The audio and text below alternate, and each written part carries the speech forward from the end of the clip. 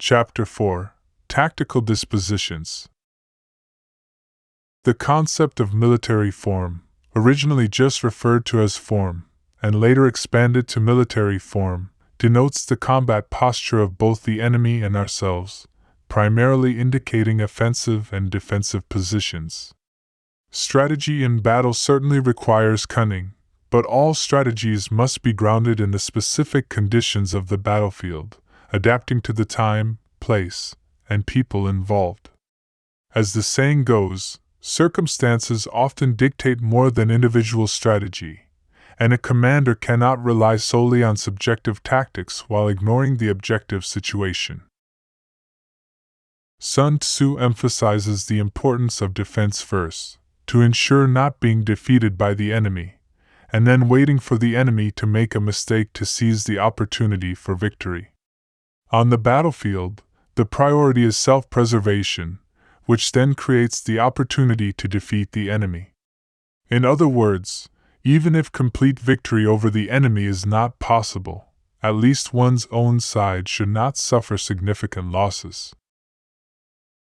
The form in the form chapter refers to military strength.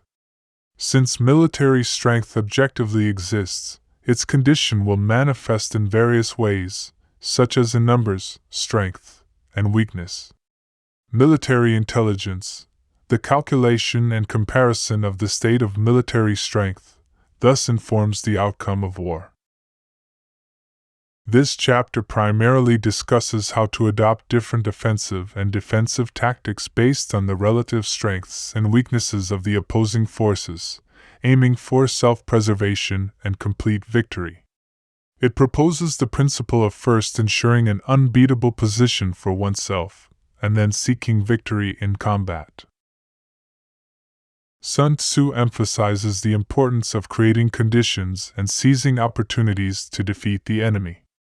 At the beginning of this section, he clearly states, "Ensure that you are not defeated, and then wait for an opportunity to defeat the enemy." This is the key guiding thought in this section. Sun Tzu believes that creating conditions and accumulating the combat power of the army to place oneself in an invincible position is the objective foundation for defeating the enemy. On this premise, waiting for and seeking the opportunity to defeat the enemy is the way to achieve ultimate victory. Sun Tzu proposes the flexible use of offensive and defensive tactics in warfare. Offense and defense are two fundamental forms of war. Sun Tzu says, "Those who are not certain to win should defend, those who are certain to win should attack. To defend is insufficient, to attack is to have a surplus." This means that the key to preventing the enemy from defeating us lies in good defensive preparations. The key to defeating the enemy lies in organizing a good offense. Defensive measures are taken because the conditions for victory are insufficient, and offensive measures are taken because one's strength is superior. Skillfully using both offensive and defensive tactics allows one to preserve oneself and achieve complete victory, achieving the common goal of both offense and defense, to preserve oneself and defeat the enemy. Sun Tzu believes that the key to offense and defense is to confuse the enemy and create illusions. When attacking, be unpredictable, leaving the enemy unsure of how to defend. When defending, be inscrutable, leaving the enemy unsure of how to attack. As Sun Tzu says, "The skillful defender hides under the 9 grounds. The skillful attacker moves above the 9 heavens." And in the Art of War chapter on the void and the real, it says, "Therefore, the skillful attacker's enemy does not know where to defend. The skillful defender's enemy does not know where to attack." Sun Tzu's discussions on offense, defense, and victory are very cautious. He indicates that adopting a defensive stance can ensure self-preservation, but whether it leads to victory depends on the nature of the enemy, as he puts it. Victory is dependent on the enemy. Defense is merely a tactic for self-preservation. To achieve ultimate victory, one must also adopt offensive tactics, as he says. "Those who are certain to win should attack." The type of victory Sun Tzu envisions in offensive warfare still embodies his concept of complete victory. In this section, he further elaborates on the strategic idea of complete victory, introducing the guiding principle of winning against those who are easy to defeat. This means engaging in battle under conditions that are conducive to victory, such as fighting against a weaker opponent, which makes winning easier. He states that victories that are predictable and lauded by the world as excellent are not the best kind of victories. So, what are the standards of victory he advocates? They are no fame for wisdom, no credit for bravery. Therefore, their victories in battle are flawless. Flawless victories are those where one overcomes an already defeated enemy. To achieve victory against those who are easy to defeat, commanders must fully utilize their initiative, take various effective measures, and skillfully manage aspects of being invincible, thereby securing the initiative in victory and defeat. Sun Tzu believes that the comparison of strengths between opposing forces is the basis for the outcome of battles. This section introduces an important concept of calculating combat power. This is an extension of the concept of tempo calculations, mentioned in Chapter 1 of The Art of War, Laying Plans, where he introduces numerical analysis into the military domain within the tactical scope. He explains that combat power can be calculated in terms of size, capacity, number, comparison, and victory. Size involves analyzing the terrain's danger, width, and life or death nature.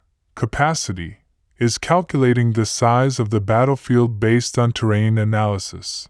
Number refers to estimating the number of troops each side can deploy based on the battlefield's capacity. Comparison is the weighing and comparison of the numbers of troops each side can deploy. And victory is judging the outcome of the battle based on the comparison of forces. Sun Tzu bases the comparison of forces on scientific calculations, insisting on an overwhelming advantage, akin to weighing a speck against a pound. Thus, when such a superior force attacks the enemy, it's like water stored high in the mountains that, once released, rushes down irresistibly. Following Sun Tzu's principle in guiding warfare, meticulous planning and cautious action are essential. One should not engage in battle without absolute certainty of victory, ensuring success in every military endeavor. As previously mentioned, the primary goal of war is to benefit oneself, not merely to harm the enemy. Both on and off the battlefield, self-interest should be the central focus. This is a fundamental principle and a critical measure of success in warfare. Maximizing one's own interests can be approached from two angles: gaining resources from the enemy and preventing the enemy from acquiring one's resources. The former relies mainly on offense, including military and diplomatic strategies, while the latter depends on defense. This dichotomy leads to a secondary choice. In war, should the focus be on offense or defense to maximize benefits? Sun Tzu's answer to this is straightforward. Ensure that you are invincible, and then wait for an opportunity to defeat the enemy. On the foundation of solid defense, one waits for the enemy to make a mistake before launching an offensive to seize final victory. Why adopt this approach? Because invincibility lies in oneself, the possibility of victory in the enemy. On the battlefield, where life and death are at stake, one must rely on one's own strength, not on the enemy's errors. Prioritizing defense before offense ensures that, even if one cannot gain more from the enemy, at least one's own losses are minimized. This is akin to the approach of most non-professionals in finance, ensuring the principle is safe before considering the potential for profit. Many modern success courses fervently promote aggressive, wolf-like thinking, advocating for striking at the enemy even at the cost of self-harm. In contrast, Sun Tzu, though renowned for his military strategies, never advocates reckless bravery or aggression. He even appears somewhat cautious. From this book, he seems not only a dove in diplomacy but also a conservative in military matters. Psychological research has found that people fear losing what they have more than they desire gaining uncertain wealth. This suggests that conservatism is a natural human inclination. Activities like gambling or stock trading, excluding long-term strategic investments, often involve a degree of wishful thinking. Given that the outcomes of war impact the national fate and human lives, how can one afford to gamble recklessly, act rashly, or not proceed with utmost caution and conservatism? A general must exercise caution on the battlefield, but this does not equate to cowardice or abandoning the fight. Instead, it's about ensuring a more certain victory. Sun Tzu states that a skilled general aims to win where victory is easy, achieving great success with seemingly little effort. In situations where victory is easy, not only can one minimize the losses of war, but also more reliably maintain an undefeated record. War is not a Hollywood blockbuster where bloodshed and damage are glorified. Soldiers are not actors in a drama, seeking dramatic heroism. Therefore, Sun Tzu repeatedly emphasizes that the real effort lies in preparation before the battle. With thorough preparation, one can sweep the battlefield as effortlessly as autumn winds clear fallen leaves, swiftly resolving chaos like a sharp knife cuts through a knot, and even achieve victory with ease. Winning without fighting. This approach is akin to how poets and musicians work. They spend more time absorbing knowledge and reflecting on insights so that when they create, inspiration flows continuously like a spring. Story 1: The Secret Passage of Chang. After the fall of the Qin dynasty, Xiang Yu sought to dominate the realm but knew that his biggest obstacle was Liu Bang. He deliberately divided the regions of Ba, Shu, and Hanzhong among Liu Bang, crowning him as the king of Han and assigning him Nanjing as his capital, hoping to confine Liu Bang to the remote mountains. Meanwhile, he divided Guanzhong into 3 parts, distributing them among 3 generals to block Liu Bang's eastward expansion. Xiang Yu proclaimed himself the hegemon king of Western Chu, occupying the vast and fertile lands along the middle and lower reaches of the Yangtze River and the Huai River basin, with Pengcheng as his capital. Fearing Xiang Yu's power, Liu Bang had no choice but to lead his army westward to Nanjing.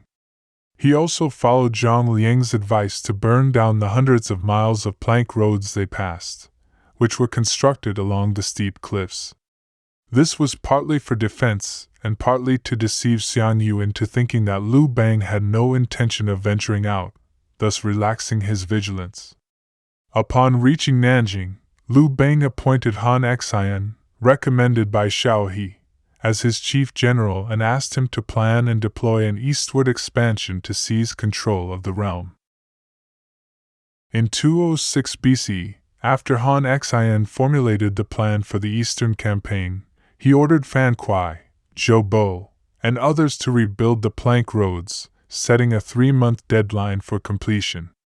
However, the burnt plank roads stretched over 300 miles through uneven and treacherous terrain. Within a few days of construction, dozens of workers had fallen to their deaths. News of the road reconstruction spread quickly and soon reached Guangzhou. King Yongzhang Han was stationed in the western part of Guangzhou. He sent scouts to gather information about the reconstruction of the plank roads while deploying troops to block the eastern entrance of the roads. Hearing that Liu Bang's newly appointed general, Han Xian, was once a coward who crawled through someone's legs and that Liu Bang's soldiers and officers were not convinced of Han Xian's capabilities, Zhang Han relaxed his guard. He learned that soldiers and laborers working on the plank road were deserting daily, and he thought that even a year would not suffice to complete the road. Suddenly, one day, a scout brought urgent news. The Han army has entered Guangzhou, and Chang has been captured. The Chu army was shocked. The plank road was not yet finished. How could the Han army have arrived as if they had flown? In reality, while Han Xin had openly ordered the repair of the plank road, giving the impression of an attack from that route, he and Liu Bang had actually taken a secret path to launch a surprise attack on Chang. This is the origin of the phrase, feigning to repair the roads while secretly marching through Chang. The Han army then quickly captured the Yong region and Xiangyang, leading to Zhang Han's defeat and subsequent suicide. Sun Tzu said, "The invincible defend, the conquerable attack. Defense is insufficient, attack brings surplus. The skilled defender hides below the 9 earths, the skilled attacker moves above the 9 heavens. Thus they can preserve themselves and achieve complete victory." Not long after, the other 2 generals stationed in the area were also defeated and surrendered. In less than 3 months, the Guangzhou region was occupied by King Liu Bang of Han. Story 2: Chen Ping's strategy to capture Fan Kuai. Chen Ping was a key advisor to Liu Bang, the founding emperor of the Han dynasty. Since joining Liu Bang in the 2nd year of Han, 205 BC, he has repeatedly assisted Liu Bang with ingenious strategies. For example, he used a counterintelligence strategy to sow discord between Xiang Yu and his chief counselor Fan Xing, leading to Xiang Yu losing his top advisor. In the 7th year of Han, when Liu Bang was besieged at Baiding by a Han leader with hundreds of thousands of troops and facing a critical shortage of supplies, it was Chen Ping who devised the plan. He bribed the Han leader's wife with a beautiful woman, enabling the Han army to break the siege. For this, Chen Ping was ennobled and became a favored and trusted contributor to Liu Bang. Chen Ping earned Liu Bang's respect and trust with his exceptional strategic acumen, especially in Liu Bang's later years. After Zhang Liang retired upon completing his service, Chen Ping became Liu Bang's crucial aide, trusted until Liu Bang's dying days, even advising Empress Liu on his use. In the 12th year of Emperor Gaozu of Han, 195 BC, when the king of Yan rebelled against Han, Liu Bang, in February, ordered Fan Kuai to lead troops to quell the rebellion. Not long after Fan Kuai's departure, someone accused him in front of Liu Bang of colluding with Empress Liu, planning to seize power after Gaozu's death. Hearing this, Liu Bang was infuriated and thought, "Fan Kuai wishes for my early death, seeing me gravely ill." He planned to replace the general on the battlefield with Zhou Bo.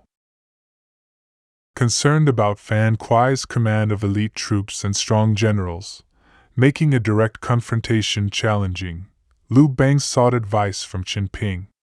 Chen Ping believed that forcibly arresting Fan Kuai in the army would be inappropriate. A more cunning approach was needed. Zhou Bo should not appear openly but stay hidden. Chen Ping would first stabilize Fan Kuai, and then Zhou Bo would suddenly enter the camp, catch Fan Kuai off guard, announce the imperial order to execute him and take over his command. Liu Bang found this plan brilliant, and immediately sent Chen Ping and Zhou Bo to execute it. Chen Ping and Zhou Bo, upon receiving their orders, set out and discussed the specifics of capturing Fan Kuai during their journey. In their discussion, Chen Ping said to Zhou Bo, "Fan Kuai is an old friend of the emperor, having established many military merits such as saving the emperor at the feast at Hongmen. He is also the brother-in-law of the powerful Empress Liu in the current court. He is both a meritorious official and a royal relative. The emperor, in a moment of anger, has ordered us to kill him. If he later calms down and regrets this decision, he will surely blame us. Moreover, with Empress Liu and Fan Kuai's wife intervening, our crime would be even greater. Therefore, it would be better to temporarily detain Fan Kuai and send him to the court for the emperor's judgment." Zhou Bo agreed with Chen Ping's opinion. As Chen Ping and Zhou Bo neared Fan Kuai's camp, Zhou Bo hid inside a large carriage. Chen Ping ordered a dirt platform to be quickly constructed outside Fan Kuai's camp to announce the imperial edict. He also sent someone to inform Fan Kuai to come and receive the emperor's decree. Fan Kuai, a military general, seeing only the civil official Chen Ping with a few attendants, truly believed that Chen Ping had come to the camp to announce a regular imperial edict and did not suspect any deceit. He immediately followed Chen Ping's men to the platform to receive the decree. As Chen Ping was reading the edict, Zhou Bo suddenly emerged from behind, and at his command, soldiers hidden on both sides rushed forward, binding Fan Kuai and placing him in a prison carriage. Zhou Bo then quickly rode to Fan Kuai's main camp, entered the central military tent, called a meeting of civil and military officials, announced Fan Kuai's crimes, and took over his command in accordance with the imperial order. Chen Ping, meanwhile, escorted Fan Kuai to Chang. Chen Ping, indeed a wise and cunning strategist in the early Han dynasty, handled this intrigue effortlessly and discreetly. This strategy, akin to repairing the plank road while secretly crossing at Chinchang, originally Han Xian's masterpiece in military tactics, was brilliantly adapted by Chen Ping to the political arena. In his later years, Emperor Liu Bang saw the rise of the Liu family's power within the central government, following the successive eliminations of non-related feudal lords. Empress Liu, Liu Bang's wife, and the Liu clan, early participants in Liu Bang's uprising, took advantage of Liu Bang's old age and illness to intervene in state affairs, gradually placing members of the Liu family in various departments of the court. General Fan Kuai, who had marital ties with the Liu family and commanded troops outside the capital, became a target under these circumstances. Chen Ping's mission to eliminate Fan Kuai, closely associated with the Liu faction, was not just a simple act of following orders. It was a critical matter affecting Chen Ping's own survival and the future central government. Thus, Chen Ping cleverly applied the strategy of secretly crossing at Chinchang, meeting Fan Kuai alone under the guise of a civil official, deceiving and capturing him with the help of General Zhou Bo, who attacked from hiding. This not only avoided direct conflict with Fan Kuai's troops but also allowed Chen Ping to fulfill Liu Bang's order and shift the responsibility of killing Fan Kuai to the emperor, preventing the soon-to-be powerful Liu family from blaming him. Indeed, as Chen Ping was escorting Fan Kuai to Chang'an, Liu Bang died in the capital, and the Liu faction seized control of the government. They were sharpening their knives, ready to move against the founding contributors of Liu Bang's reign. Fortunately, Chen Ping did not execute Fan Kuai, giving him leverage to appease the Liu family. He hurried to the capital, ostensibly to mourn Liu Bang but actually to signal his intentions, tearfully explaining that he had not hastily executed Fan Kuai but was merely escorting him to the capital.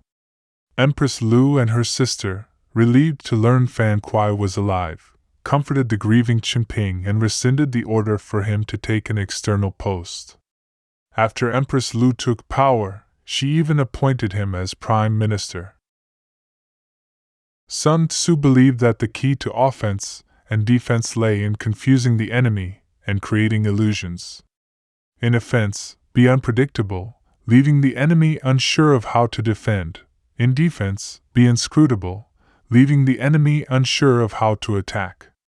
This aligns with Sun Tzu's saying, "The skillful defender hides in the most secret recesses of the earth. The skillful attacker moves in the highest heavens." Don't miss out on this potentially life-changing opportunity. If you want to gain more insightful wisdom, go ahead and tap that like button, subscribe to our channel, and help us keep producing high-quality content. And don't forget to click the bell icon below the video, so you'll be the first to receive our latest updates and never miss a chance to enhance yourself.